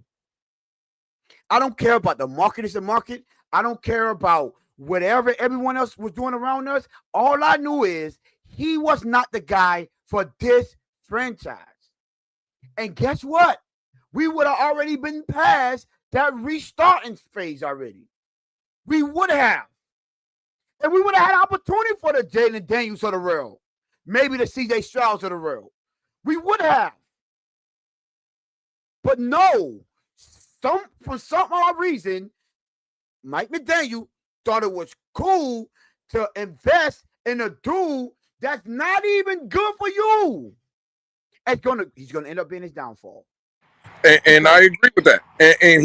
And today, Tone, we've been winging it here a little bit. I know we had some other videos and stuff, or just comments from Mike McDaniel. But that, to your point, right?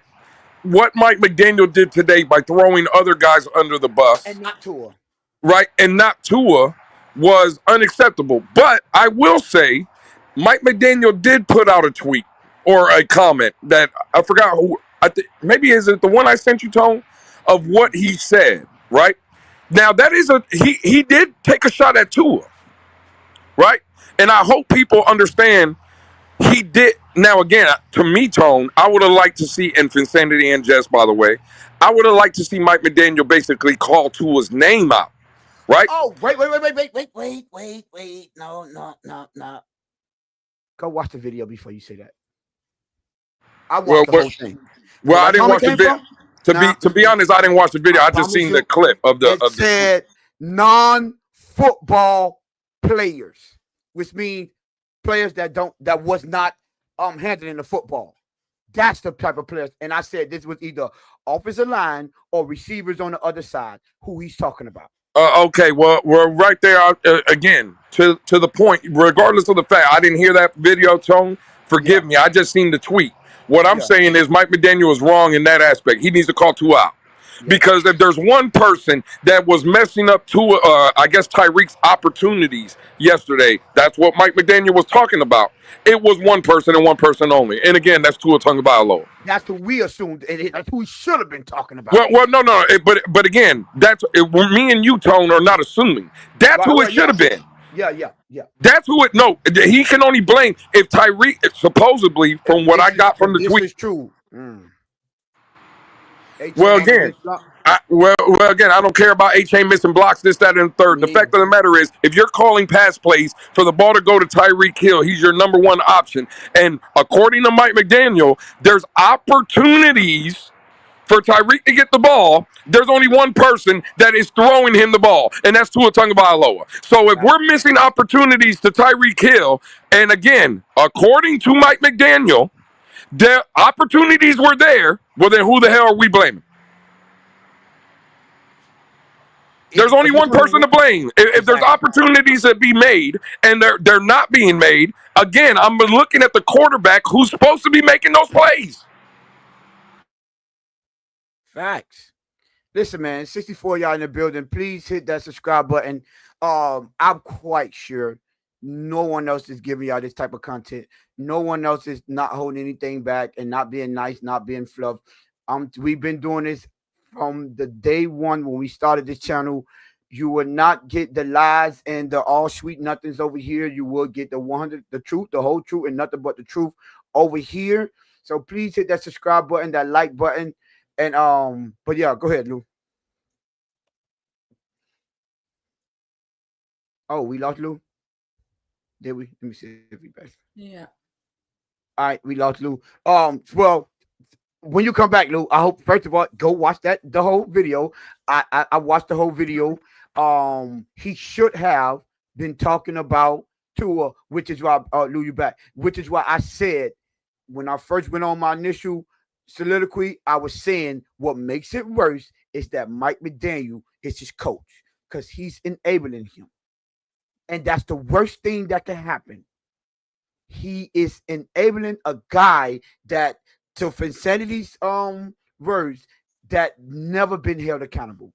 He's been held accountable by his dad, but in his professional career, no one has held him accountable in this building. No one.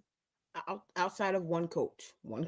Outside of Brian Flores, when the whole you can't talk to people that way. And you know what? And to all the people that's saying, oh, he told y'all I can't win with this guy.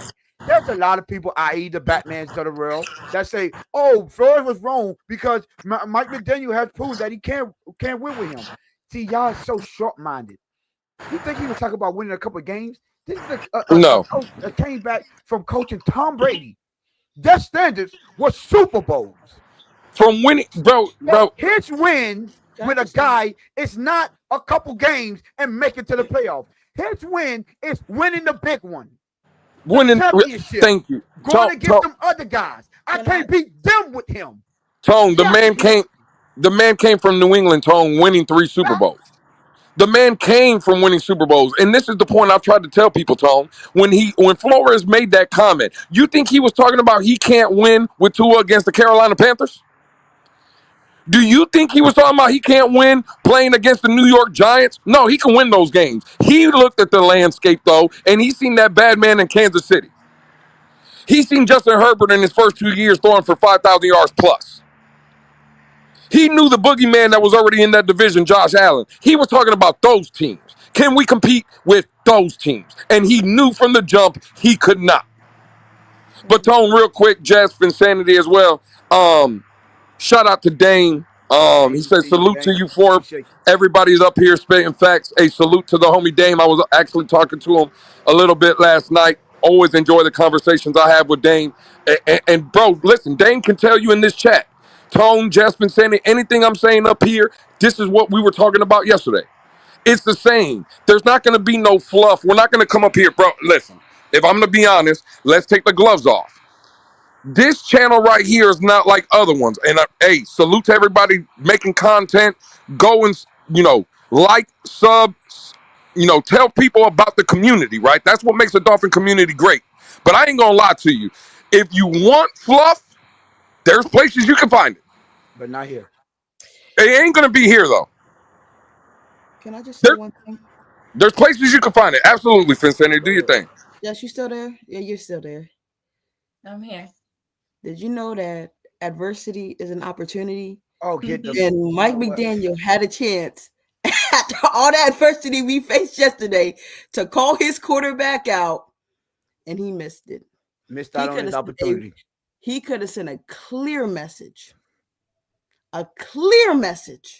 that no one, not even the guy I used to bend over for, a lot of the guys were people don't want to be here anymore. And he missed his own opportunity. It's crazy how sometimes you can talk to the man in the mirror, but the man ain't listening. It's cool though. I just wanted him to know that Mike McDaniel, adversity. Oh, wait. Time out. I'm sorry for saying it. You know who he did throw under the bus? I don't know if did y'all watch none of y'all watched the interview? No, I haven't watched any. Listen. Y'all want to know who he threw under the bus? Hold on. He called a name. He did throw someone under the bus. Y'all want to know who that name was? Zach Sealer. Not even an offensive player. He called Zach Sealer out of everyone. Is that why his wife tweeted that thing out? The dude that all he did was do everything right. You called that man out. It was mind-boggling. Yeah, I was wondering why his wife tweeted that meme, Finsanity. Yeah. Y'all watch the video before y'all assume he talked. He could have named anything when they were like, oh, what happened? What was going on? He could have said somebody on offense. He could have said somebody on defense. You chose the one dude that didn't give you no problem, that paid on a discount twice. And that's the dude you decided to call out. No, we didn't see T-Stead's comment. If you want to throw it in the chat, what did T-Stead say? Because I seen a tweet yesterday from T-Stead, and he was talking about, oh, I'm not going to come out today and kill the Dolphins. I'm going to sleep on it. I'm going to sleep on it and this and that, and I'm going to review, and I'll give y'all my update. I don't know what he said, though. Well, Lou, before you watch what he said on his channel, I'm here to tell you right now, we don't care. Let me tell you, we don't care. You know what he gonna say. That's a fact. That's a fact. And he gonna point out all the positives. He gonna speak it in. Oh yeah, you know this was bad, but no, I don't want to hear it. Shut up. But yes, go watch that. Out of all the people on this team, you call out Zach Sealer saying he was being selfish because he got out of his rushing lane for trying to get a sack. He said what? I want to backtrack real quick to go back to Finsanity when she was talking about he had, the opportunity to call out Tua. Finsanity, in all honesty, even if he did call out Tua, he probably would have just left behind the scenes and then patted Tua on the back and be like, you know what, I didn't mean that, right? Don't nobody. So I don't even think that even if he really took that opportunity and ran with it, the culture changed, The culture ain't never gonna change. That's all nonsense. And they lied to us again. It's cool. I'm tired of being lied to. Out of all people, Zach Sealer, it was crazy to me. But hey, this is what we had to deal with. I've always said it when it came to X's and O's, that I didn't have a problem with it. But when it came to be a head coach and a leader of men and all the other intangibles that comes with being a head coach, he fails at it. He doesn't have it. I'm sorry, but you cannot force people to follow a person that's unfollowable. You can't follow him. You listen, all the quirky and funny stuff he do, it gets annoying very fast when you start losing, when things are not going right. It is. And you cannot change a person, not even midway through his life, like he's who he is already. You can't change him. And unfortunately, this sport, it doesn't have room for people that don't hold their players accountable. You have to understand this is a business. We could talk after I don't care if we best friends. I don't care if I met your wife. We could have dinner. We could do whatever we could do. But when you step into this building and on that training facility, this is business. I'm going to hold you accountable. And at the end of the day, real people are going to respect that. If you want what's best for someone, you don't lie to them. You don't enable them because that's not what's good for them. But that's not what we have in this building, and we have to understand that. And over here, when y'all come get this content from over here, we're going to let y'all know that. Facts. Again, it's still 67 of y'all in the building. Please hit that subscribe button. Road to 700. I'm trying to do these giveaways. But listen, man, y'all make sure y'all subscribe. Share this content. I know y'all was listening to everyone, and they was giving their takes. I appreciate everyone that was waiting for the Blitz pickup because y'all knew for a fact over here. First of all, we could pop our collar a little bit because we've been telling y'all this was coming by watching and giving honest takes about this team. Honest takes about the practice, the practices, right? That's why when I was in Europe, the first thing I came and asked everyone on the panel is, how were they looking at practice? Not, but give me both sides. Oh, this is what happened. The injuries. Oh no, that's not good. Oh, they stashing people? Who do they think they are? Sorry, not sorry. But listen, man, we already an hour and 50 minutes in. Do any of y'all have anything more that y'all want to add to the show? Go ahead, Jess. Yeah, to carry on our normal bantering. You said we could pop our collar, right? So can I pop the collar of the new hoodie that you about to get me? Yeah, Nate, send me the color that you want, and I'll take care of that. Well, I got to get 2 of them, so yeah, for sure. Look at you. I listen. I can't even fight back with you. You was right. I ain't. You're too tired to fight back with me today. I'm not even tired. It's just like I'm disappointed. Like if they would have lost, I could at least try to say, "Oh, this isn't that." Yo, the game was over before it got started. Yeah. Remember, I don't know if when I put in the group chat, I guess I'll go get a drink until this team decide to show up. That was halfway through the first quarter.